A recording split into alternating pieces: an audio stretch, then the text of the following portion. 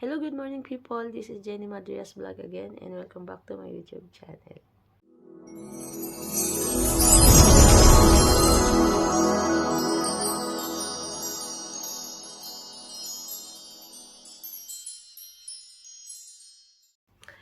So for today's video guys, break muna tayo sa ating mga vlog. Break muna tayo sa ating paglilinis-linis ng bahay.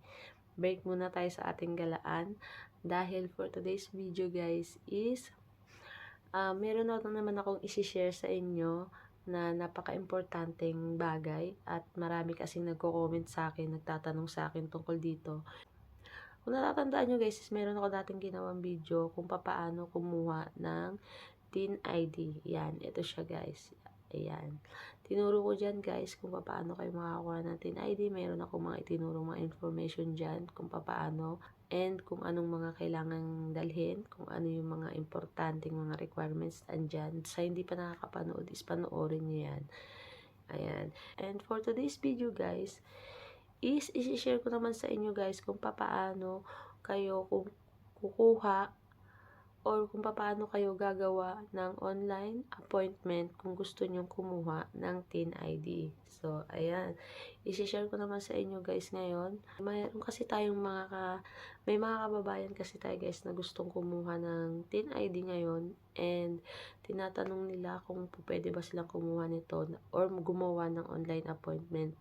And ang sagot ko naman dyan guys is yes. Pwede na kayo ngayong kumuha ng online appointment or gumawa ng online appointment. Kasi para sa akin guys, napakalaking bagay din. Parang mas maganda talaga yung online appointment. Kasi pagdating mo doon, wala ka ng hassle. Ipapakita mo lang yung confirmation mo. So para kasi sa akin guys, since marami na akong nilakad na mga requirements, parang mas nadadalian talaga ako kung online appointment ko siya gagawin. Ayan. So for today's video guys, is ituturo ko sa inyo step by step kung paano at kung anong gagawin nyo para makagawa kayo ng online appointment kung gusto nyo kumuha ng TIN ID.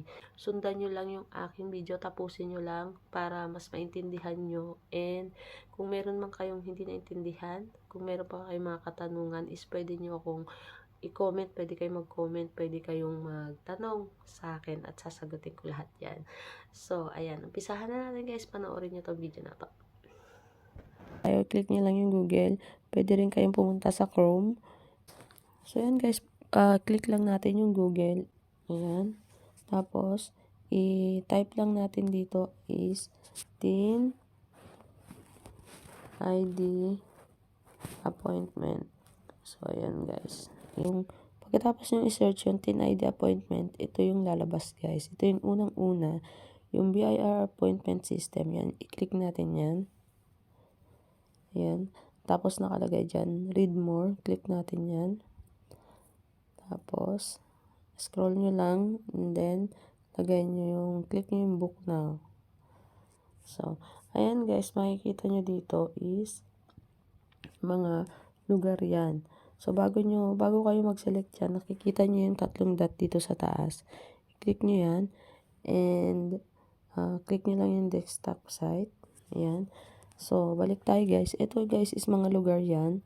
So, pipiliin nyo dyan guys. Hanapin nyo kung saan yung location nyo ngayon.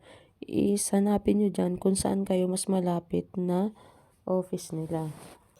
So, ako kasi guys is malapit ako sa Las Piñas. So, i-click ko dito is hahanapin ko rito yung Las Piñas. Ayan. Pag nakita nyo guys yung location kung saan kayo malapit o kung saan nyo man gustong office kayo pupunta is i-click nyo. Pero mas maganda pa rin talaga guys is kung saan yung location nyo ngayon, kung saan kayo nakatira is dun kayo, yun yung lugar na piliin nyo. Ayan. Tapos, pag nakita nyo na guys yung lugar na napili nyo, i-select nyo lang yung kulay blue. Ayan. Select service lang. Ayan. And then, pagkatapos nyan, makikita nyo rito yan guys. Pag pipilian nyo, marami sila dyan eh. Yan, may register for our business. Pero dahil TIN ID nga yung kailangan natin is, ito i-click natin yung apply for TIN. Yan, ilagay natin. Click lang natin yung book now. So, ayan guys, agree lang tayo dyan. Ayan. Ayan. Pagkatapos nyan guys, ito na yung makikita nyo. Ayan. Ayan na yung makikita nyo. Ayan. So, dito sa select service is, i-click natin dyan yung TIN application, number 5. Ayan. Dito naman sa baba guys, nakita nyo, may nakalagay dyan is February 27. So, dyan guys, is pipiliin nyo, magsiselect kayo dyan kung anong buwan nyo gustong pumunta at anong araw. Yan, anong date nyo gustong pumunta. Yan. Lagay natin, example is February 28. Kung gusto nyo naman mag-March guys, pwede nyo ilipat yan ng month. Yan, dito lang sa taas. Select lang kayo dyan. Ayan, back. So, lagay natin February 28. And dito sa baba is kung anong oras nyo gustong pumunta. Yan, halimbawa 8 AM. So, ayan. Dito naman, add your details. Lagay natin yung name. Type natin yung name. Ayan.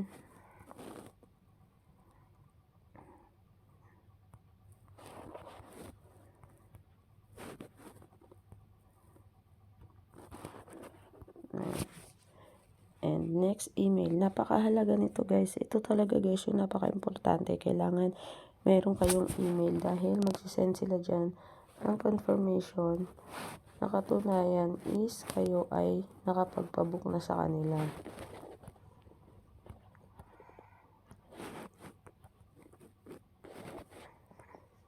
Yan.